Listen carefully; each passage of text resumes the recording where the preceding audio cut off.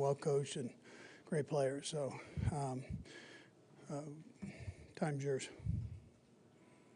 Coach, what's your final message to the players Sunday before kickoff? Yeah, just be themselves. Go play, be themselves. Coach, you had DJ Humphries completely off the injury report list this week. Is the plan still to stick with Joe at left tackle, or is it possible DJ plays? Yeah, we've been rotating him again, which we do in practice, but he'll probably end up being the same, yeah.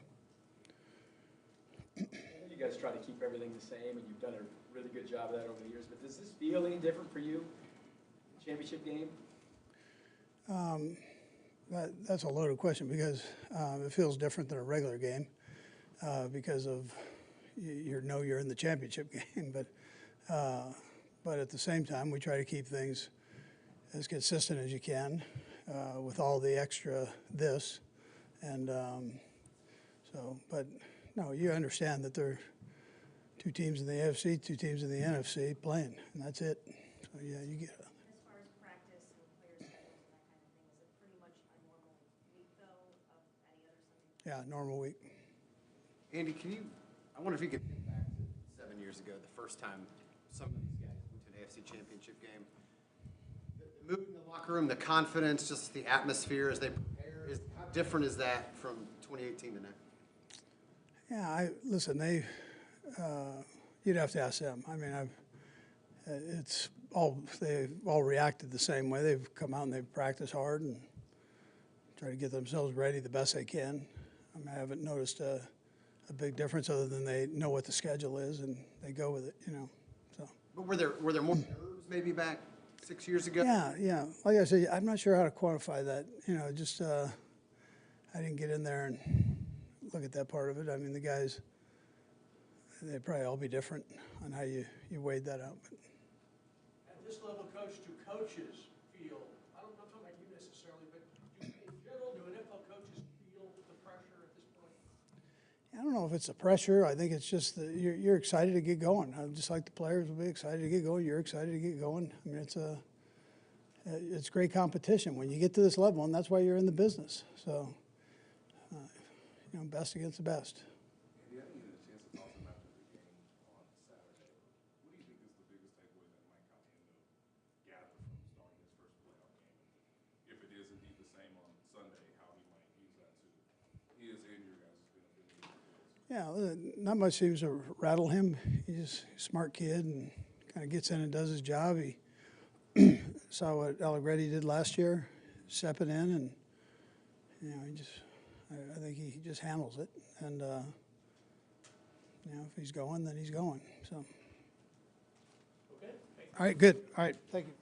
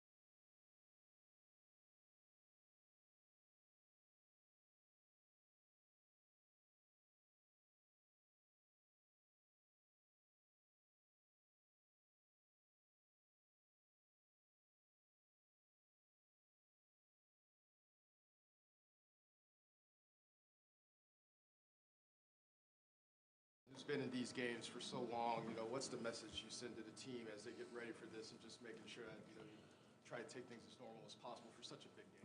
I mean, honestly, it's just it's the mindset and your devotion to your craft. Everybody understands the stakes and everything that we got at hand going against these Bills. So it's just making sure you're showing that you're going to work more now than ever. You won the second one. You had said this one matters almost more because it kind of proved we were able to do this. As you look at this potential championship, whenever it happens, what would that mean for the legacy of what you guys have been able to build? I mean, I'm just excited for the challenges I get in this game, and I'm very appreciative of the opportunities that I have, and this is one of the biggest challenges that we've ever had. So I'm excited at attacking that. Travis, I know Coach you Reid studied said- the defense mostly. I'm sure you see Josh Allen play. I just wondered if you could speak to just the appreciation of Bill's offense is quite a bit different than it used to be. His ability to adapt and still be productive in sort of any environment. Yeah. Josh is who I used to dream about being like in the NFL. Big, athletic quarterback, big arm, be able to be a dual threat guy. I never had the arm talent that Josh had, so they kicked me over to tight end. And, his ability to do everything, obviously you could tell he's really took the bull by the horns and really been their leader up front. And channeled that. Guys come in and out of the building, and he's the main piece in there making that thing go week in, week out. And I got so much respect for that guy.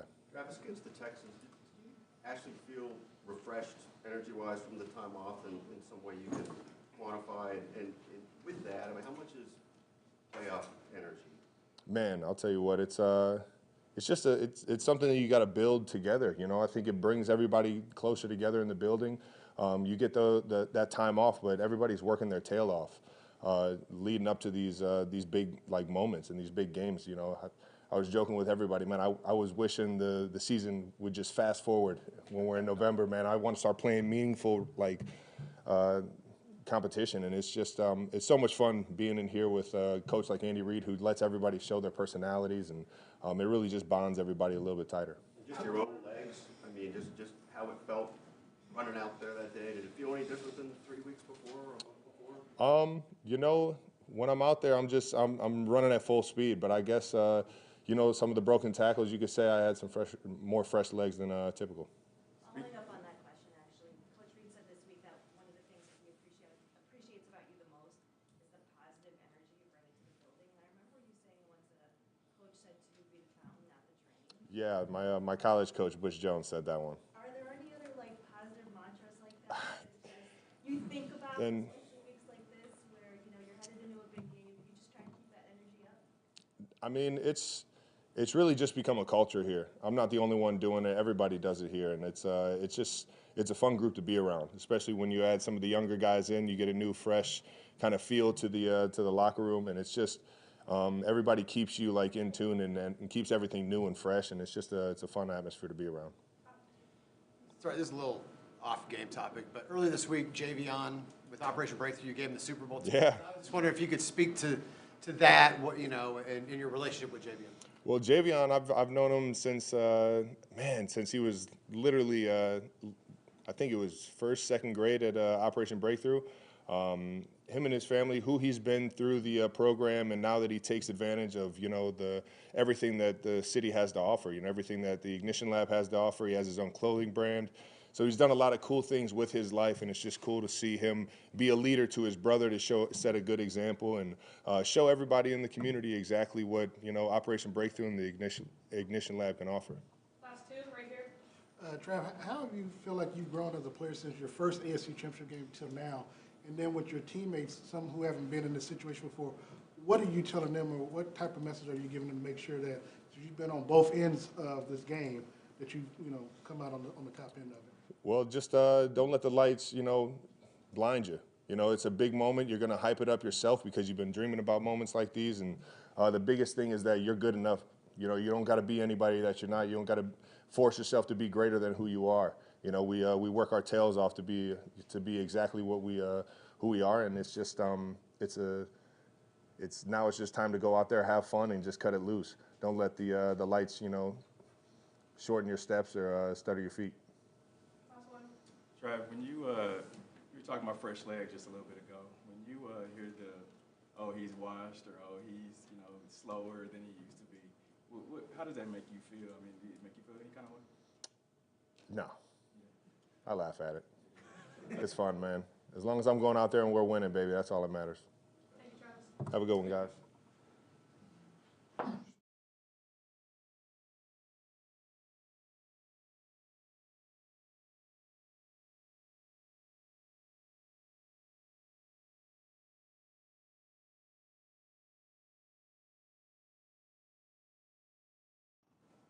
Okay, go for Trent. Well, Trent, Travis just said he wished he could be Josh Allen. When you see Josh Allen from a defensive side of the ball on tape, I'm sure it's got to be a lot different perspective for you. So just facing him over the years, what do you think about just the challenge of facing Josh Allen? Yeah, I mean, I think everybody here knows kind of the player that's coming into play. Really strong arm, can really just do it all, make all the throws, can run the ball very well. And this year you can kind of see just his confidence, you know what I mean? Making smarter decisions, not turning the ball over as much, and he's really got that offense rolling. So we know it's going to be a big challenge, but we played him a few years, so I know what he's about. Trent, how did you feel Jalen looked in his return, and are you eager to see him even get some more snaps this week? Yeah. I mean, I was really excited, you know what I mean? Especially someone coming back from an injury like that. It can be hard, you know what I mean? Your comp's a little down. I haven't played football in a while, and coming into it, big playoff game, you know what I mean? The atmosphere is rocking, and I think he handled himself really well, you know what I mean? I went down, he was able to jump in there quick in the game, and you can just see him just battle all night, and that confidence starting to restore. And I know I love seeing him over there across from me, so hopefully he get a little from a few more plays, but yeah, I thought he did a great job. Before you mentioned how excited you were to face Nico Collins, given how talented he is. Yeah. Do you have similar impressions, similar feelings with Shakir, given his ability to be good on the outside and in the slot? Yeah, I mean, Shakir's one of them, but both Keon Coleman and Amari Cooper are both great receivers that you got to respect, you know what I mean? Anybody that they implement in this offense, I feel like can be a threat, especially with Josh Allen at quarterback. So not looking over anybody and knowing just how they're going to bring that energy and how they play in these big games is going to be everything. You know, how we control our attitude, how we control the flow of the game, and making sure that we do our job on the back end, and everything else will figure itself out. Yeah.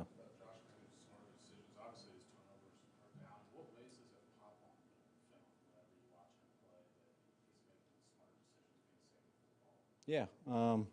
Really, I think it just comes down to just the scrambling. You know what I mean?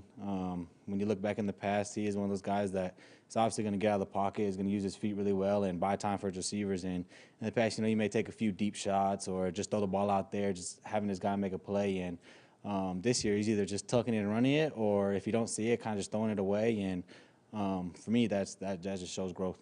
Yeah. Trent, you've only known Super Bowls since you came into the league. Did you ever take a step back? Wait a minute, this isn't the normal experience of most NFL players. Not really. You know what I mean? During the season and stuff, kind of go. And once off season comes, it's kind of like, okay, on to the next, you know.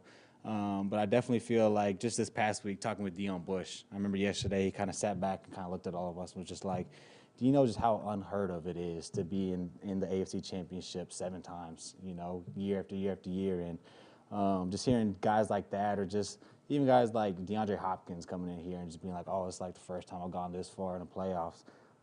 It's unique. And you definitely sit back and be like, okay, yeah, this is an opportunity for me that not a lot of people get to do, so it makes you just want to go out there and fight even harder. You got friends around the league who are jealous you hear from them? You know, all my friends really ain't that jealous, you know what I mean, which is great to be a part of. I think they definitely understand just the situation I'm in. But I feel like a lot of the guys around the league, it's more of a respect thing, you know what I mean? Knowing that I'm able to provide for this team, knowing I'm out there making plays and being a factor on this team, on this defense, I think goes a long way for them. On the Josh Allen front, he runs the ball a lot, sometimes design runs and scrambles you talked about. What's the challenge like for defensive backs to be a part of tackling him when he gets out there on the edge? Yeah, it's huge. I mean, you know this defense and you know Spag's philosophy, just about the DBs, corners, setting edges, coming into the run game. And I think this week is another one of them games where everybody is needed. You know, when he's scrambling, DB's got to plaster on the back end and make sure your receiver's not running down the field. And when he does tuck in and run, you have to come up and make a tackle in the open space and doing things that Coach Spags would call my job plus. You know what I mean? Doing your job while also making sure that if somebody else messes up or if there's an opportunity for you to do your job and make a play, to do those things, because this is the moment for it. Last one, Nate. Trent, what is your, now that you have played in the postseason both home and away, what's your biggest impression of what Arrowhead provides for you all and just how much of an advantage it is when the game is at its most important? Yeah.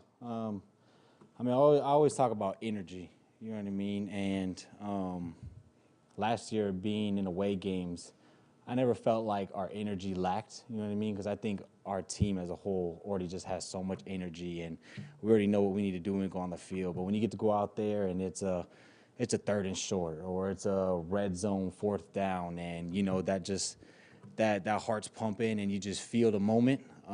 It's nice having 60, 70,000 people rooting for you compared to the other way around. So I just say the energy and just makes the game a little more fun. You know what I mean? You're from the home crowd, your family's all here, and just everybody's all in it together. Thanks, Trent. Yep, appreciate y'all.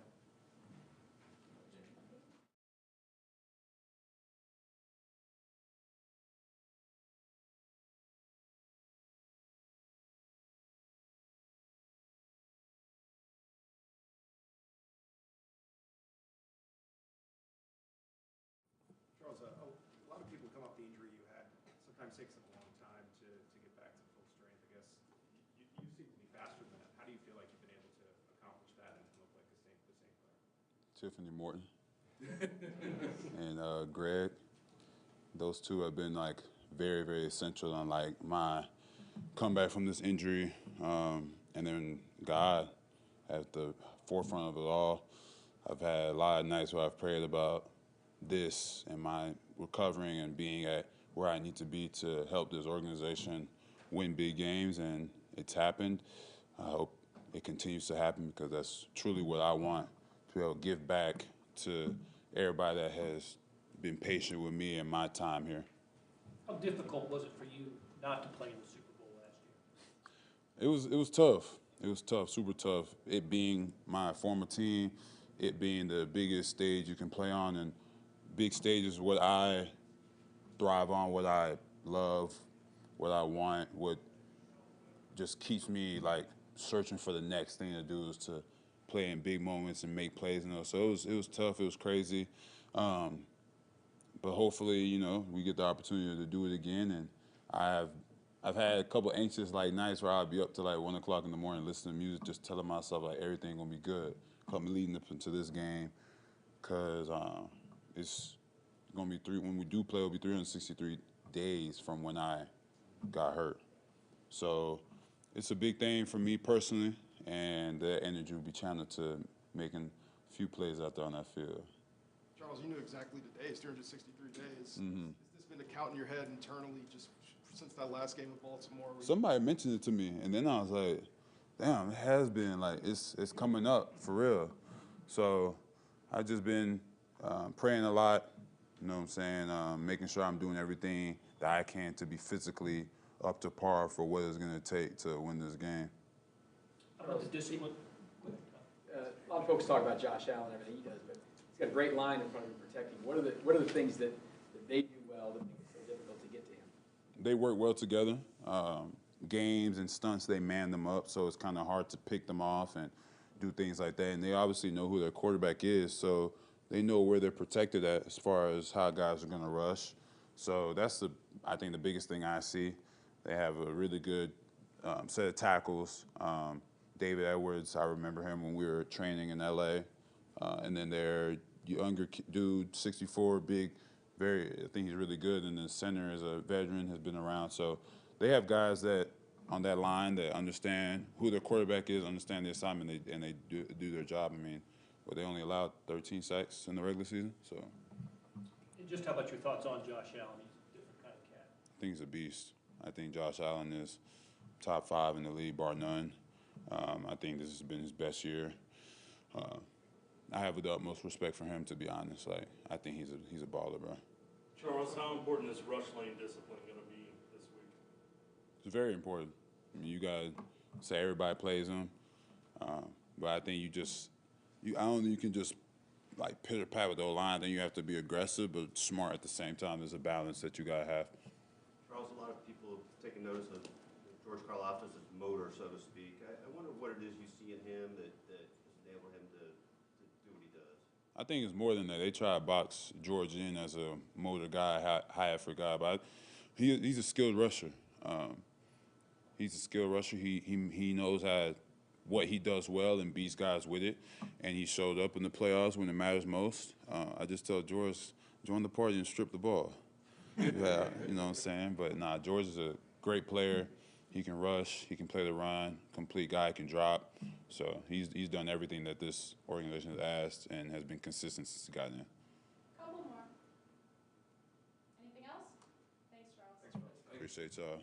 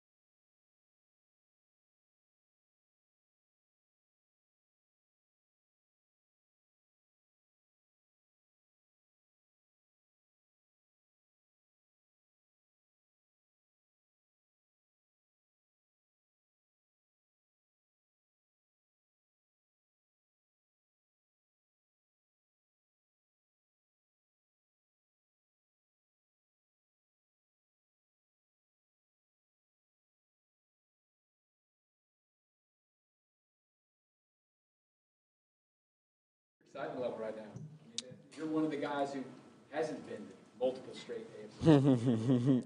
Oh man, it's just a different feeling just to have the opportunity to playing a game that leads to the Super Bowl. It's always been a dream of mine to play in the Super Bowl and just eventually get a Super Bowl ring. Your NFL career began with the trade with the Bills. The Chiefs traded up to go get you. What do you remember about that moment? Obviously, the Bills were on the clock and then suddenly weren't, from your perspective. I mean, I take it as a blessing, and I feel like it's a sign that they didn't want me. So at the end of the day, I'm going to play with my chip on my shoulder. This game means a little bit more. I mean, obviously, it's an AFC championship game, but this is a team that traded their pick away to get somebody else. And then it sounds like, from what Mahomes says, and you said before, the Bills were sort of your breakout game. How do you feel like you built and stacked from that game forward heading into this one? I feel like I just kept stacking every game. All the vets like Pat, Trav, D-Hop, Juju. I mean, having guys like that makes it real easy just to give you insight on the game and just learning from them and keep taking tools from them. I mean, I can't preach it enough. Just learning from D-Hop. As D-Hop says, I'm kind of like the little brother. So just getting knowledge from them is just going to keep expanding my game. Xavier, you connected with about the game against Buffalo a couple months ago. I mean, we left a lot out there on the field. I mean, we just got to execute and just continue with our game plan. Xavier, you connected with Patrick on a deep route in the game against Houston, just over that from that Buffalo game on, just the evolution, you guys being able to connect and now getting to the point where you're really showing up on not just the stat sheet, but just making an effect on the game. How's that just evolution gone to the point where you're able to connect with those deep routes, connect with other routes? Yeah, like I said, just having the insight from the older guys and just understanding. I mean, talking to Trav all the time. I mean, he has the best connection with Pat, probably the best connection in the league. So just having a feel for what Trav likes and Pat likes, I mean, just playing off of them, it makes it real easy. Xavier, has it always been natural for you to be able to track a deep ball? And either way, what do you think the key is to being able to do that? Because not everybody can. Yeah, so in college, me and my guy, AD, the little Monarchs, the Monarchs machine that shoots by itself. So we used to do that every day after practice for like 2 hours and stuff. So we just got like real familiar with tracking the ball. Was that a breakthrough for you? I mean, before that, it was not natural? Nah, I mean, it was natural, but it has it. A lot of people talk about rookie wall and all that stuff. This is obviously the most amount of games you've ever played. How do you feel physically? Did you ever have a spot during the season where you're like, this really is a lot? I feel perfectly fine. Anything else? Thanks. Xavier, you mentioned talking to D-Hop. He's talked about him, not having been in this situation before going to the AFC Championship game. What have your conversations been like with him, knowing that it's your first time going and it's his first time as well? Right. He tells me all the time, like, man, cherish this. Like, a lot of people don't get this opportunity to play for a team that's always a contender. So just cherish this moment and do everything you can to evolve yourself in this moment.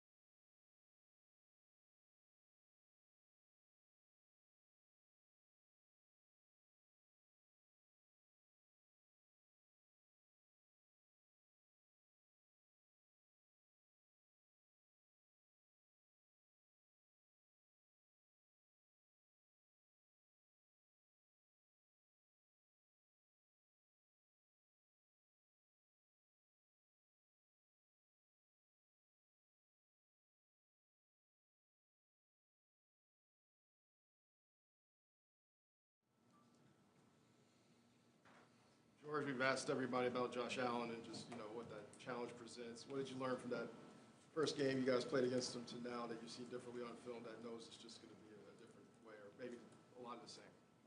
I mean, we've played him a number of times over these past few years, since I've been here especially. He really could do it all. We have a lot of respect for him and what he could do in the throw game and the run game. He's accompanied by a great O-line, great receivers, and a great back. So, we're going to have our hands full. George, Coach Reid talked about how difficult Josh Allen is to take down, and once you get a hand on him, you better finish the job. Yeah, I mean, he's my size, so he's pretty big to take down. What have you seen on film? I mean, he's sackable, so, what have you seen on film that's worked? Yeah, I mean, with him, just kind of when you face a quarterback like that, it's very mobile, but also has a stature like his. You try to almost get him down any way you can. Just talk about maybe hitting and harassing, but really just try to get him down by any means necessary. Try to affect the quarterback just like you would any other game, but try to affect the quarterback in any way you can, and just get him down by any means possible, I guess. Charles kind of mentioned that he doesn't like the fact that you're just kind of known as like a motor guy, and he said you're more of a nuanced pass rusher than people give you credit for. What does it mean to hear the support from a teammate like that? That's awesome. Charles is a great player and a great friend. I say, speaking about Charles, since he's came back, I think it's added another level to our pass rush for sure. We got some good pass rushers on our team, and just all the stuff that he can do. It means a lot to hear something like that. George, without asking you to do any game plan stuff, what's the balance between being aggressive with Josh Allen, but knowing that if you're not disciplined with it, he can't scramble on it? Yeah, that's a great Spags question, but I just played defensive end, I guess. When you play, like I said before, when you play against a quarterback that's big like Josh is and athletic, just like he's as athletic as anybody, you have to rush him under an umbrella of discipline. You got to be disciplined in everything that you do because, he can make any kind of play throwing and running the ball. So you just got to be disciplined. George, what do you appreciate most about the Bills' run game and their frequency of bringing in a sixth offensive lineman to try to get that run game to be as dominant as possible? Yeah, they're going to run the ball. It's in the playoffs, so that's kind of expected. Everybody's going to want to run the ball and control the clock, if you will, and all that kind of stuff. So it always, in not just the playoffs, in every single game in football, really, it's all about stopping the run, and that's what it's going to take to win this game. A lot of the mentality that the Bills and a lot of teams go with is, going for fourth downs and all that stuff, and just getting off the field on third down is not the case anymore. Last game of the year for one of these teams, is that hyped up anymore on that side that you have to just be prepared to defend 4 downs, not 3? Yeah, I mean that's all, any game really in the playoffs, any kind of game with this kind of magnitude. You see now in the NFL teams going for it more and more on fourth down. In critical situations, past the 50, all that kind of stuff. So you got to be ready for it, and every single team has their own tendencies of what they like to do and how they're going to accomplish their goal of trying to get the first down, and we're going to have a way to defend it too. Last one, anyone? Thanks, George. Thanks, guys.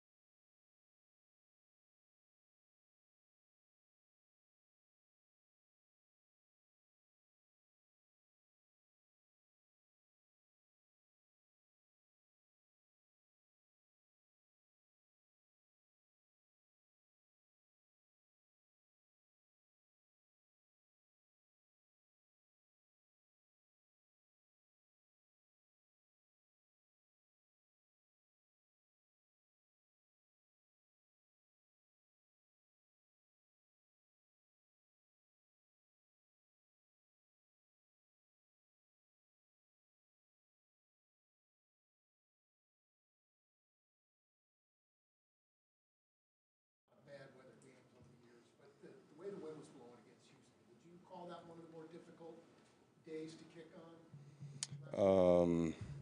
It was definitely cold, but in terms of the wind, I didn't think it was anything crazy. I think Matt commented that might have been the windiest game we've had this season, which is probably true. But kicking 8 seasons now, I've had worse conditions. And it did feel windy, but I felt like it wasn't affecting the ball as much. And that's what you got to figure out in the warm-up. Okay, it might feel really bad, but how much is it moving the football? So, yeah. Harrison, with your injury, post-injury, and with your new kicking formula, the way you approach the ball now when you kick, how has that just worked out for you post-injury and just the comfortability with it, with everything and the stress that's putting on your body? Right.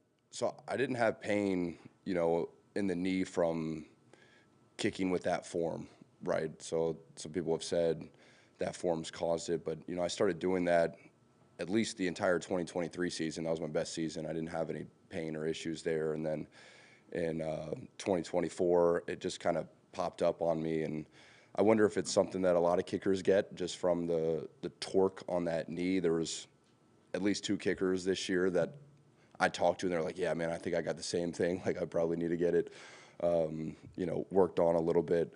But it's a technique that I feel like has been working for me. When I first started practicing after the surgery, I wasn't sure if I was going to be able to do that. When you get the surgery, you don't have quite the knee flexion, and in order to fall down on that left knee, you're getting into some big flexion there.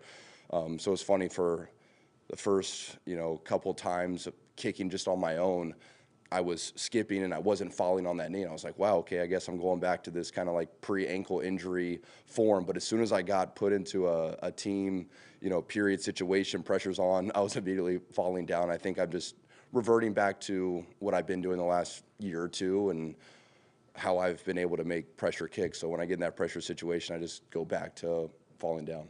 Coach said, you're not going to really change anything now, which makes sense. Right. Do you plan to, once you're through the games, to address maybe changing something in the offseason? Yeah, I think it'd be something good to do just as you get older, and why put added stress on your body. So that'll be a focal point. But when you have been kicking and doing something for so long and you want to change a technique, you really got to make sure you make sure it's good in the off season, so that when you get back into a pressure situation, right, you're not having to think about it and you're doing what you want to do. So I'll definitely work on it. But if I feel like next training camp, I'm not making kicks because I'm focused so much on the skipping through instead of falling down, I'll just keep doing what I'm doing to make the kick. Obviously, last year when you had it, like you said, you had a career year. What is it about that form that you think helped you? I don't know. I think the most important part of kicking is ball contact, and the follow through I don't think matters as much. It's what's going on before and then right when you're making contact with the ball. And maybe it's just because I'm putting so much of a focus on that after I do kick the ball, I just fall down. I think, though, with the ankle injury, maybe I was a little bit more timid to put all that pressure and have the power and the strength to skip through after making contact with the ball. And maybe it was just subconsciously easier on my ankle if I just kind of fall down, right? Because if you look at the majority of my kicks, I plant and then all my energy just kind of goes down and my ankle kind of gives out a little bit.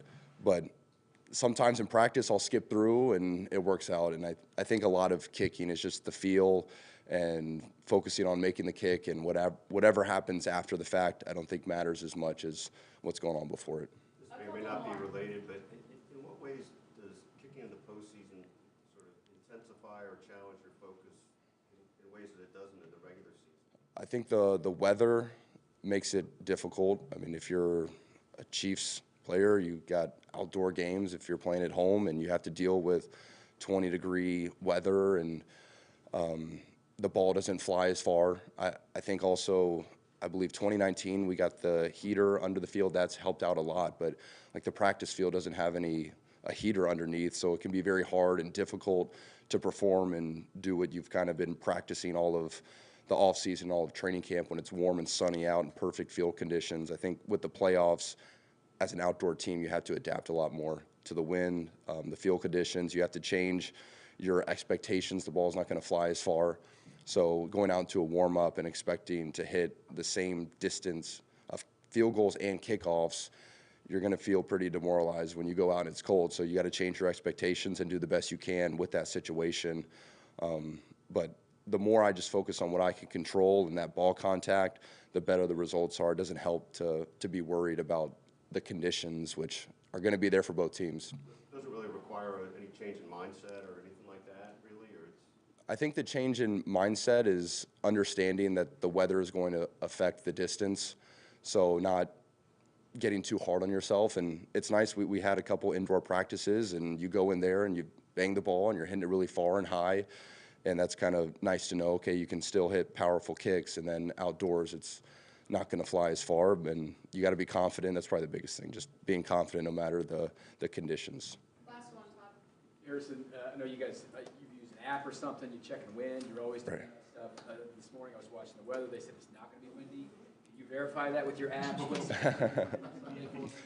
I think I got to pay extra to see that far in advance on my app, but it's normally the day before I'll look. But you can see generally how much wind there's going to be for a game, on an app that you're not paying for, and then as you get closer, you can see exactly what it is. But it's helpful to know, how Arrowhead is lined up, what direction the wind's going to come in, and at least in Arrowhead, I don't know if it's because the stadium's so symmetrical, the wind on the field is opposite of what it is outside the stadium. And a lot of times I'll, look at that app, see the wind, and I'll tell Matt, going towards the tunnel, it's going to be in the face left to right away. Is that your back right to left? And it's normally spot on.